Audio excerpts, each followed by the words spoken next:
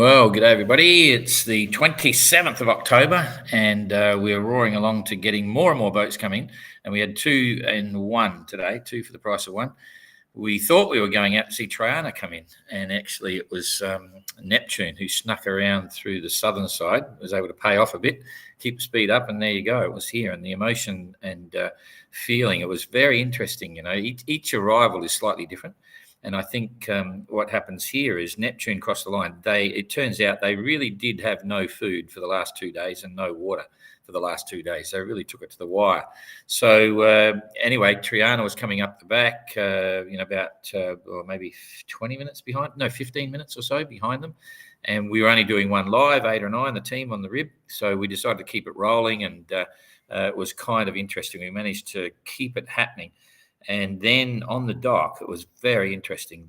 The achievement of Neptune has a lot of depth in it, and their teams and the people involved are quite unique. And they've got a lot of passion around Bertrand, who has Parkinson's disease. And so, yeah, I mean, Ada was the one to pick it after when we were speaking about it. There was just really strong, intense emotion even before the boat hit the dock. And it was very cool to see. And it's something that, you know, we talk about it a bit between ourselves. You know, there's a lot of intense challenges involved with the Ocean Globe race. There's a lot of things that are really hard. There's a lot of things associated with the retro thing that makes it completely different, you know, and we throw the word around quite a lot, humans, you know, and human stories, especially translated. They pinched our line, I think, not really. But it was really super obvious, you know, about how different sort of a challenge this is and how different sort of a race it is, you know. They're all doing it themselves. There's no computers, you know. They do everything.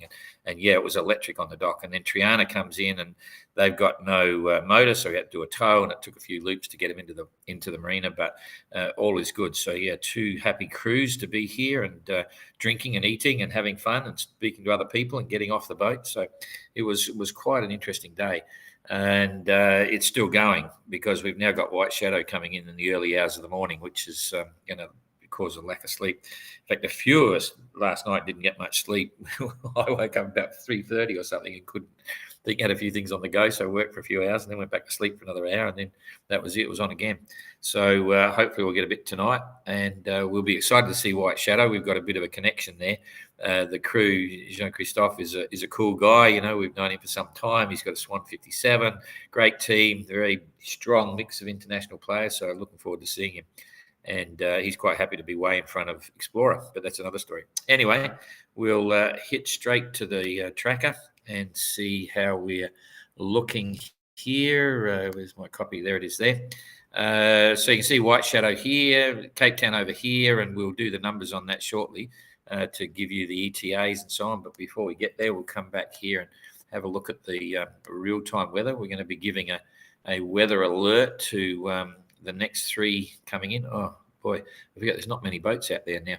So this will be the next group, and you know, look at this. This is what's happening. I mean, if we video replay this, in fact, I'll try it just for fun, and you'll see how being down south always wins out when you're coming in.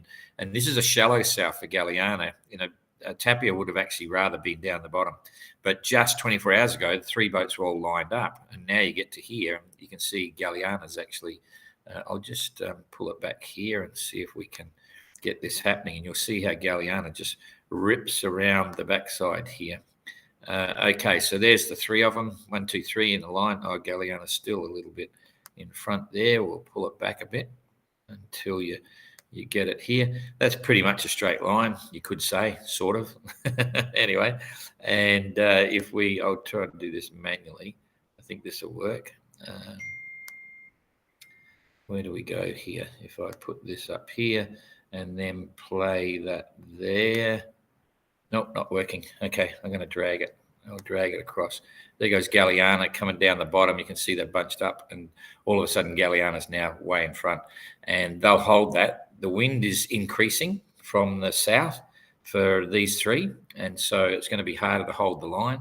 These guys here know that the southerlies are coming, and also that it's going to turn around very quickly to southeast and even easterly. So both Evrika and Sterner are trying to get south as much as they can to loop up at the last minute, because it is going to blow.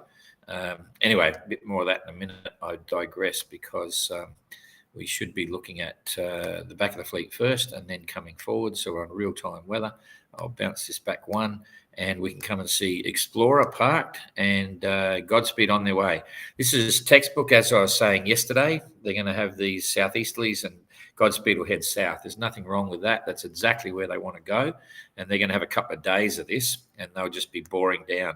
Explorer's finally starting to get sailing, I think. Yeah, 4.2 knots. They parked pretty much for most of the day as the center of this high here moved over the top of them. There's nothing they could do to get out of the way.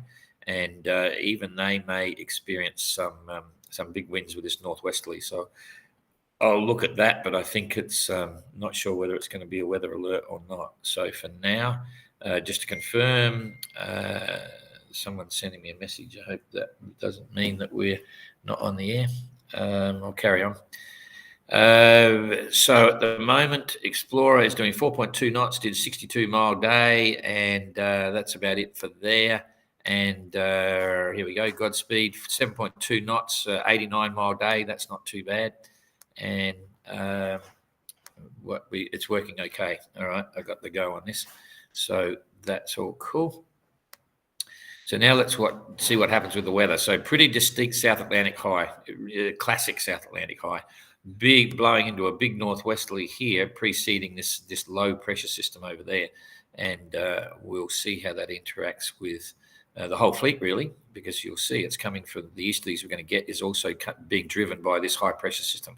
So everything hinges on that. I'm pushing forward an hour at a time, 2, 3, 4, 5. So Explorer's going to go south, or southeast, I should say, holding that wind on the beam, which is okay. And they're going to get some strong winds. That orange is probably forecasting into the 30s, maybe gusting 35. Low 30s and gusting up into the 40s maybe. I'll check that on Windy later tonight and see if I need to give Explorer a weather alert, but probably not. So I'm not looking at the lead guys yet, but you can see there goes the easterly. It's going to be quite strong. It'll be gusting 45, very similar, 45, maybe even 50 or more for their final approach. So Godspeed and Explorer, they're okay. They're going to, that's the main one I'm watching there. They're going to have days of reasonable stuff until all of a sudden, by then we're on the 29th there, so it's a couple of days' time. Explorer will be down here somewhere. Godspeed will still be pushing south. That's okay. And then I'm just going to roll this through to nothing, really. And you can see there, that's where it gets tricky, because all of a sudden Godspeed will be okay. They'll be coming south, but Explorer will be down here by that stage and doesn't want to go too far. They can't start heading across too quick because they'll drive into the center of that high there. And anything above it, and in fact the whole lot then starts to turn into headwinds. But if they can reach across, at that point, they won't be able to go south anymore. You can see they'll be committed. So this is the 30th, so it's 3 days' time. And let's just say they've done it's 450 miles. If it's 150-mile days, they might have got to about down there somewhere. And at that point, they're committed to start reaching across.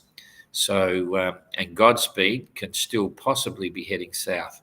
So that's their story for the next few days. So get rid of that, bring the weather back, and we'll focus now on three things: the 3 middle boats and also probably White Shadow at the same time. So I'll leave White Shadow to the end because I'm going to push it up large scale so you can see exactly what's going on. So Galliana at the moment doing 7.9 knots. They've actually been really flying in the last 4 or 5 days, doing high average speeds. So 193 miles in the last 24 hours.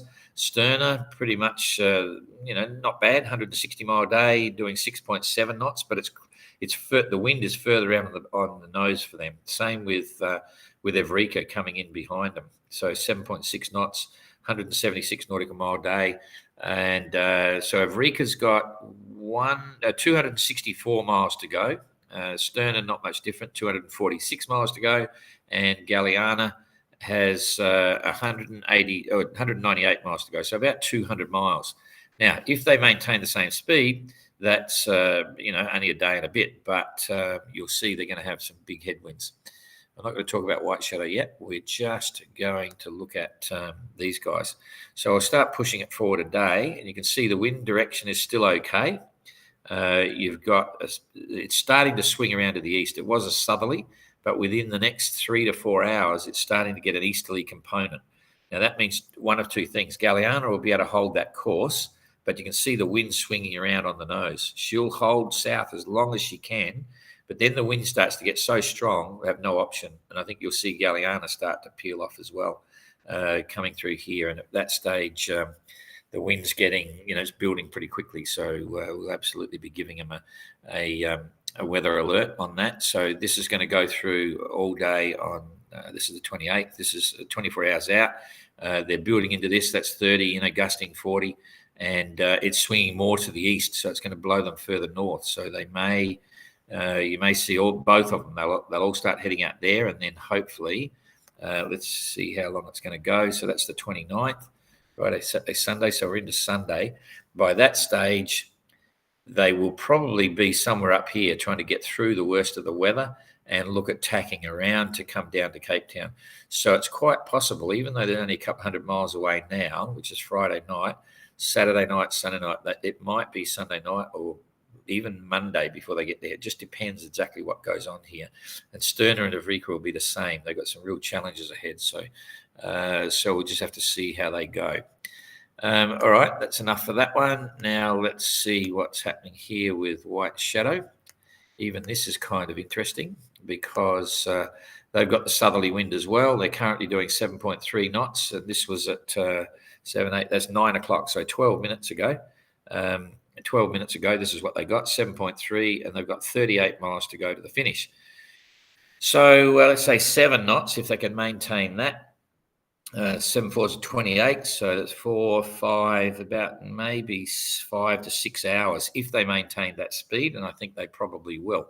That puts them in about 3 o'clock in the morning, if that was the case, and it's not quite the case. And the reason is they're because that distance to the finish is from here direct to Cape Town, and they won't be able to do that. As the wind's going forward, they'll probably hold that course, end up here, then they'll probably have to tack back a little bit and then come in.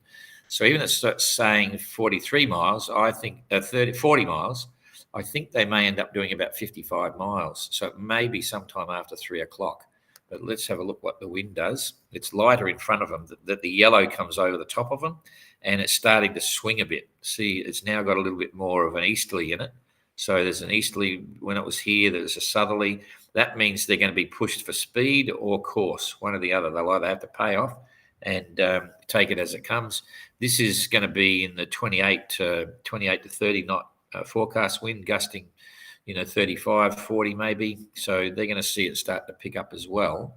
And this is by 6:30 in the morning. At that stage, they could have been come and gone. So it's a very tricky one to pick exactly what's going to happen for the ETA. So to keep everyone on the ball, I'm saying around about 3 o'clock in the morning local time in France, in Cape Town, is the earliest we like to see them, but it could be around 4 or 5 o'clock in the morning. So but it'll definitely be sometime Saturday morning. It's 9 o'clock, so you can see the breeze is picking up and holding. We've got to take all the banners down now.